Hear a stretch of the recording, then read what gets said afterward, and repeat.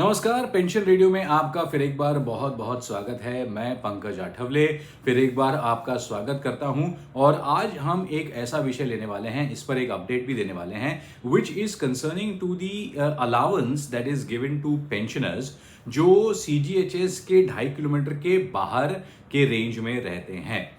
RRSWA Thane यानी कि railway retiree social welfare association Thane की तरफ से हम आपके लिए pension related, senior citizen related बहुत सारी जानकारियां लेकर आते हैं।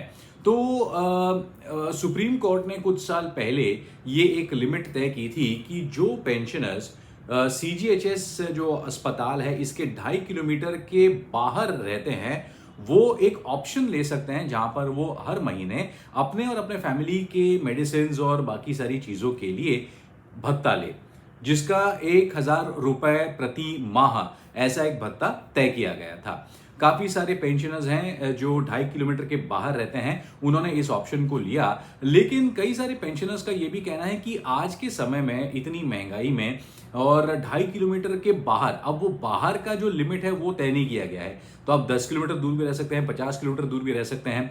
तो 1,000 रुपीज पर मंथ का जो भत्ता है जो मिलता है, कई सारे लोगों ने ऑप्शनल लिया है, ये पूरक नहीं है, दैट इज नॉट इनफ, ऐसा कई सारे लोगों का कहना था।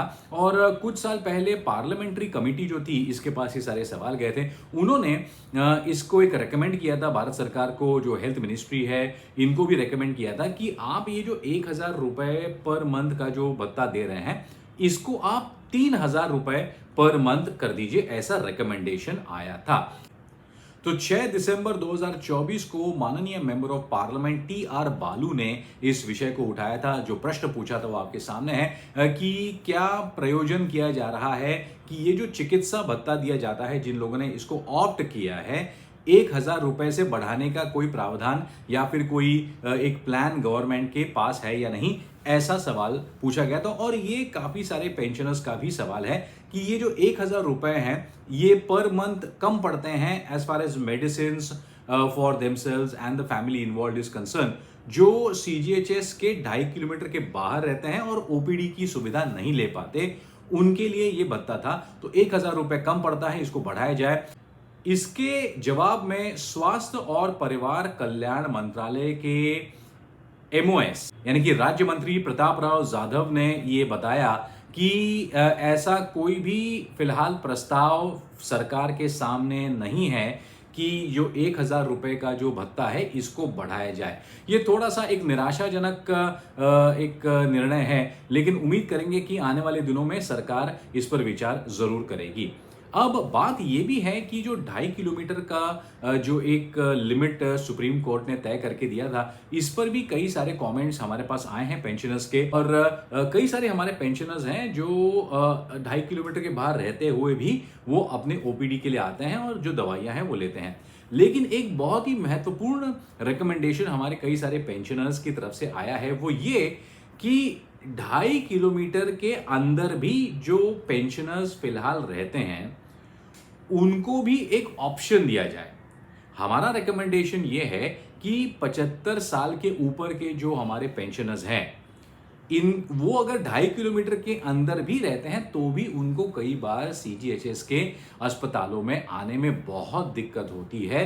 ये थोड़ा सा आप समझे। और सरकार से हमारा ये एक रिकमेंडेशन है कि भले ही फिलहाल आप 1,000 रुपीज को बढ़ाकर आगे आप बढ़ा नहीं रहे हैं इस भत्ते को, कम से कम एक ऑप्शन फिलहाल आप दीजिए जिसमें 2.5 किलोमीटर के अंदर रहने वाले जो 75 इयर्स एंड अबाव के हमारे पेंशनर्स हैं उनके लिए भी ये सुविधा जो है, ऑप्शनल भत्ता जो है, इसकी सुविधा आप प्रदान करें, because it's very very difficult even for someone who 75 plus and about to reach CGHS hospital which is even close by within 2.5 kilometers. Member of parliament TR बालू ने जो सवाल पूछा था उसमें एक और ये भी सवाल था कि नॉन सीजीएचएस क्षेत्रों में रहने वाले जो पेंशनर्स हैं उनके लिए क्या प्रावधान है। तो आप ये उत्तर देख सकते हैं आपके सामने। इसमें कहा गया है कि जो चिकित्सा भत्ता है उसको आवश्यक अभिदान देने के बाद निकटवर्ती सीजीएचएस कवर्ड शहर में स्वयं को पंजीकृत करार करके सीजीएचएस का लाभ उठा सकते हैं। और सीजीएचएस दिशा निर्देशों के अनुसार आवश्यक अभिदान देने के बाद उनके पास ओपीडी उपचार के लिए एफएमए और आईपीडी उपचार के लिए सीजीएचएस का लाभ उठाने का विकल्प है। हालांकि ये विकल्प थोड़ा सा नॉन प्रैक्टिकल है, कभी कभी हमको ऐसा लगता है। तो जो सवाल पूछा गया था member of parliament T R बालू के द्वारा और हमारे जो कई सारे पेंशनर्स थे, उनकी एक उम्मीद थी कि 1,000 रुपए से बढ़कर ये जो चिकित्सा का भत्ता है ये 3,000 रुपए तक हो सकता है। लेकिन अब तक फिलहाल सरकार ने ऐसा कोई भी निर्णय या फिर ऐसा कोई प्रस्ताव सरकार के सामने नहीं आया है। तो ये थोड़ी सी निराशाजनक बात है। उम्मीद करते हैं कि आने वाले दिनों में कंसिडरिंग ओवरऑल महंगाई और ओवरऑल डिफिकल्टी, सरकार पेंशनर्स के लिए ये जो भत्ता है इसको 1,000 रुपए से आगे बढ़ाने का विचार जरूर करेगी। तो दोस्तों ये तो था अपडेट इस बारे में। उम्मीद करते हैं आपको काफ़ी जानकारी मिल गई होगी। अगर सीजीएचएस, पेंशन और कई सारे जो मामले हैं इसके बारे में आपके कोई भी सवाल हो तो हमें ज़रूर लिख भेजिएगा। हमारा व्हाट्सअप नंबर स्क्रीन के सामने है। आप हमें व्हाट्सएप पर आपके सवाल पूछ सकते हैं और हम इन सवालों का जवाब देने की पूरी कोशिश करेंगे। आज के एपिसोड में बस इतना ही। फिर एक बार मुलाकात होगी। नमस्कार।